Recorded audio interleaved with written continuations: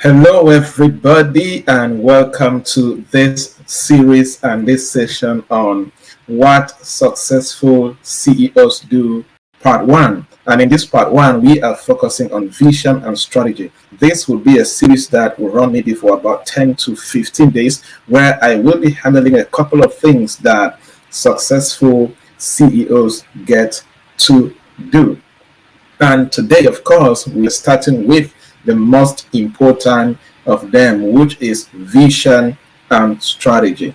So, if you are a CEO of a company, a CEO of an institution, a growing business, then this session is actually for you. What do successful CEOs do?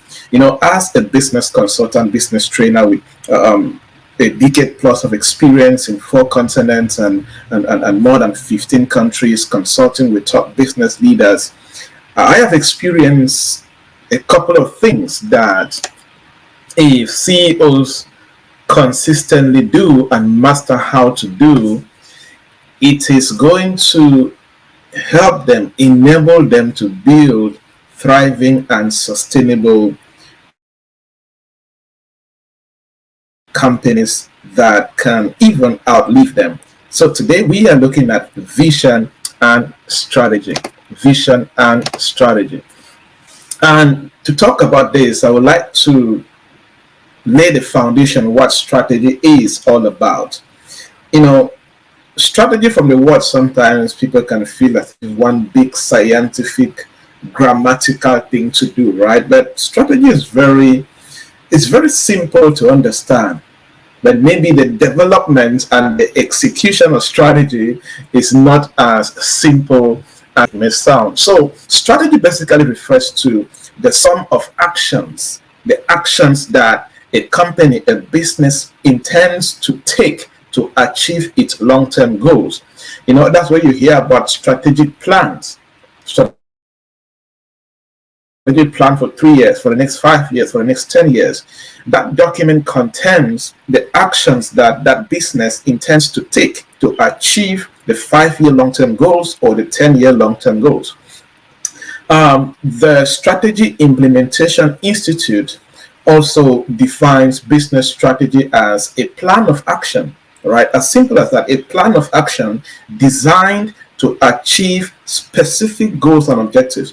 One thing about strategy is not guesswork. That's why you will keep hearing the word design. You don't assume strategy. You spend time and you design it, and there are specific goals that you need to achieve with that strategy. So, and strategy helps a business to make choices of what to focus on and how to allocate the available resources to pursue so they can achieve their objectives. So that is what strategy is all about. And it's something that it is critical to spend some time to actually know, whether you are an experienced CEO or you are starting in this journey in the corporate world, in the business world. It's important to understand this. So when it concerns strategy, when it concerns vision and strategy, there are a couple of things that I always encourage, and it's important for CEOs to actually know and get to do. And number one of them is that you need to know how to develop a clear and compelling company vision that people can understand. That's where clear is coming in, and something that can convict the heart of anybody that hears about it. Right? That's the meaning of vision. You need to develop a clear and compelling purpose, intention that can convict the heart of people. So a good CEO spends time to develop a clear and compelling company vision that people can buy into and begin to contribute. And vision can be a lifetime vision for the business, and it can also be a yearly vision. A CEO can say, for this year, our vision is to do this for the company. It's very clear and it's compelling and the people understand. And one thing about developing a vision for the business is the CEO does not do it alone. But most of the time, those who are at the startup level, who are still starting up, most of the time they craft their vision alone because they are still a one-man army. But a good vision will need you to consult some key people in your organization. It could be departmental leaders, it could be some senior executives like chief financial officers, chief marketing officers, chief operations officers, chief human resource officers. You need to develop this vision with input from these core people. The second thing that a CEO should be doing is effective collaboration with the person in charge of managing finance. In some companies, they have what they call finance officers, chief finance officers, accountants, whoever is in charge of managing the money, the finance officer. There should be, when it comes to vision and strategy, there should be effective collaboration between the CEO and the chief finance officer. Why? Because whatever you're developing as a vision for that year, for the next 10 years, whatever you're developing as strategy, you need money. You need money to make that come to pass. And just because you have a vision and you're excited about it doesn't mean that you have the financial capability to make that vision happen. So you need to collaborate specifically with your finance person. And of course, you can also consult with other people, right? If your vision, for example, and your strategy is focusing a lot on increasing sales, then you need to talk with your marketing guy, with your marketing person, so you see that you get it done the right way. The next thing that a CEO should do when it concerns vision and strategy is regular review and update of the strategic plan.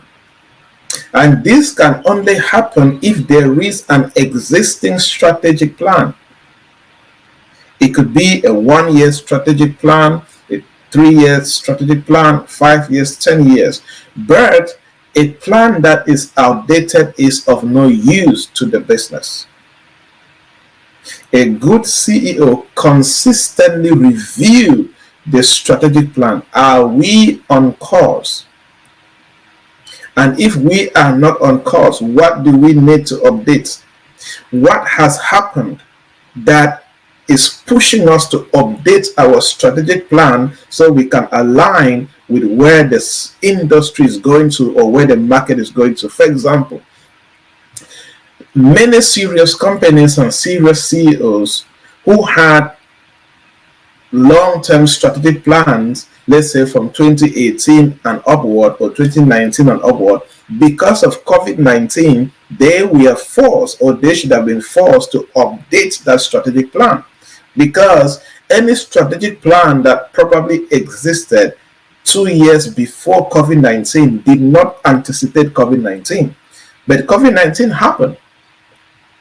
And people were forced to move online. People were forced to start practicing intensive digital transformation, right? And that automatically affects the strategic plan. So based on the business performance, based on what is happening, a good CEO pays attention to the strategic plan already developed and consistently updated, so that it is not outdated, because you never know what can happen and anybody else will need to consult the strategic plan, right? The next thing that a CEO gets to do when it concerns vision and strategy is evaluating the impact of industry trends and changes on the company's strategy.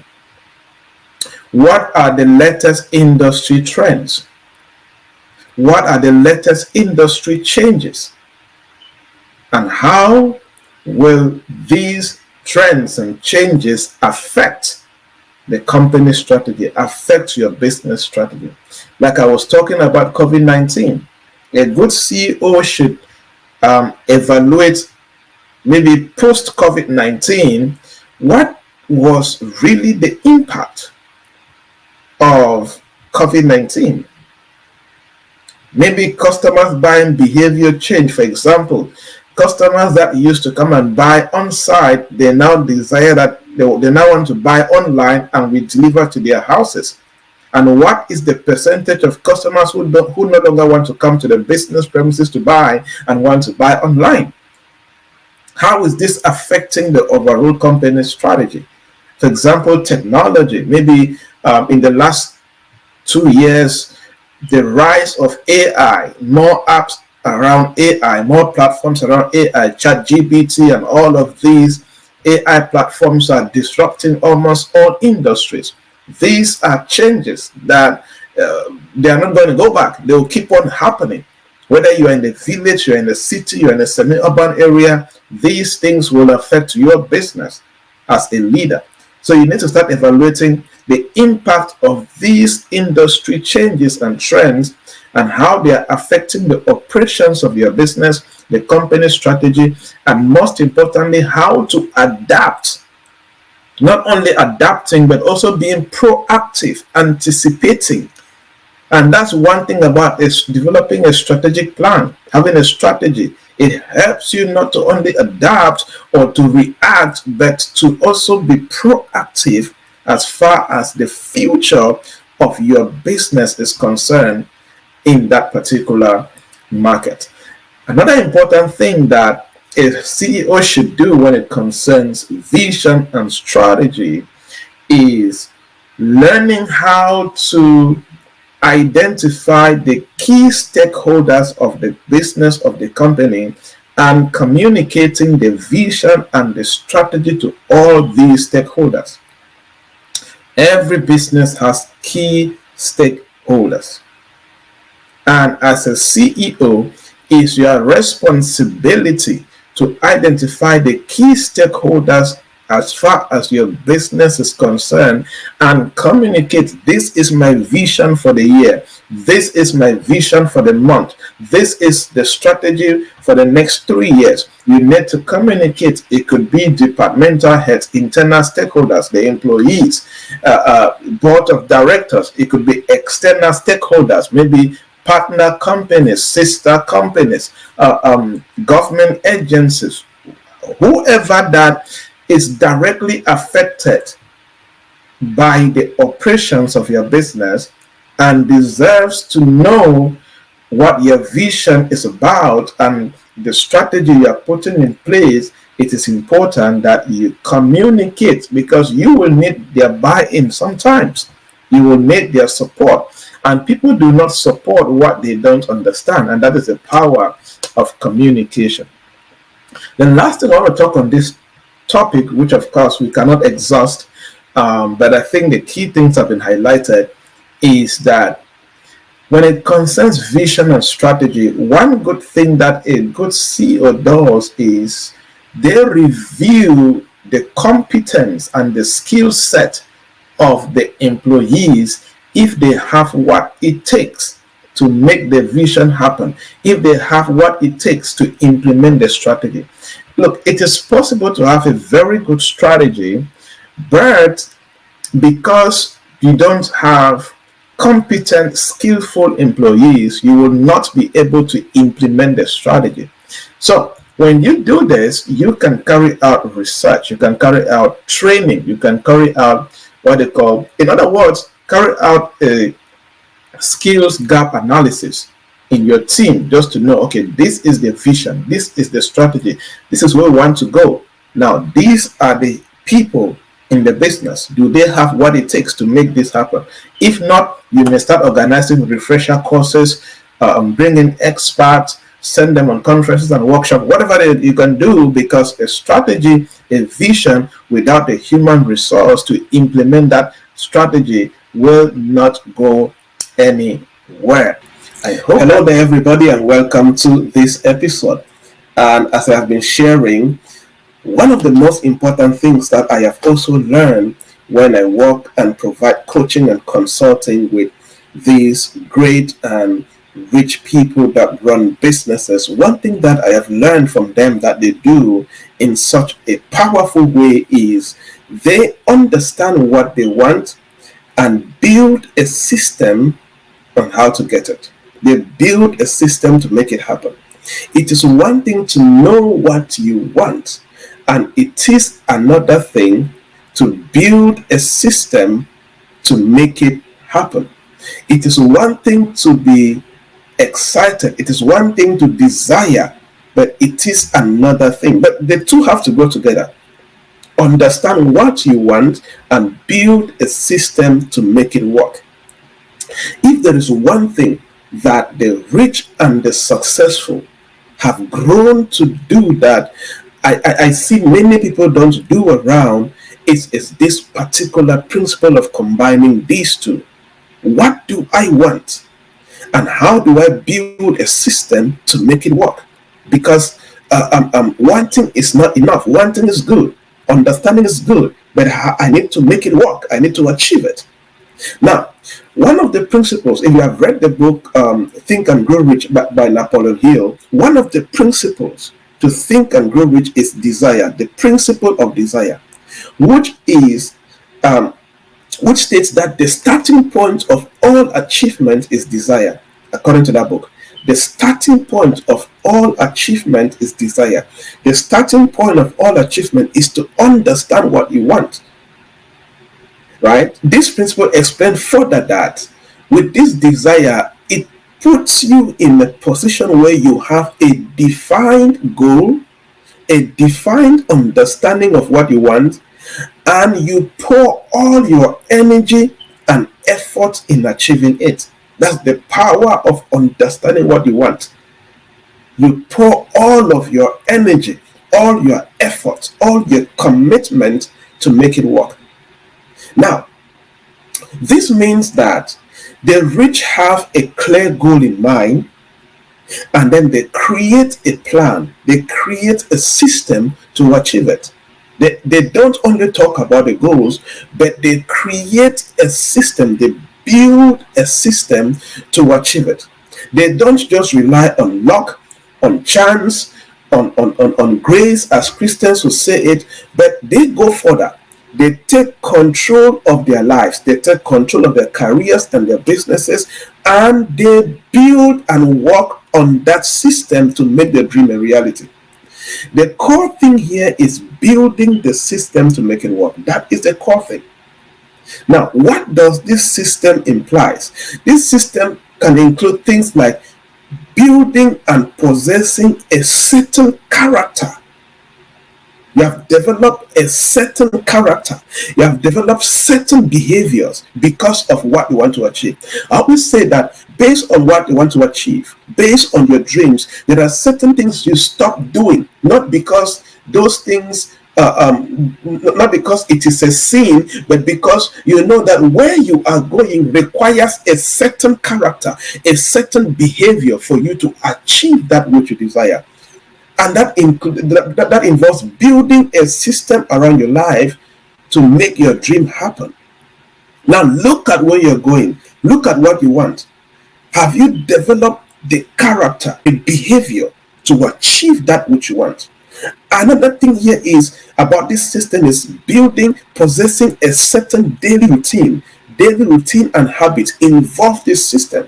When you understand what you want to achieve, you can develop a daily routine around this system so you can achieve that which you want. For example, your routine could be that based on what you want to achieve, you will start waking up every morning at 4 a.m.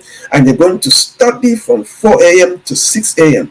And every month you're going to read at least 2 books in your industry. You build a routine, you build a system, because you need to work on this system so you can accomplish that which you want. Another thing about building the system is you identify what resources do I need to have and how will I use these resources to contribute to the accomplishment which I desire. That's part of the system.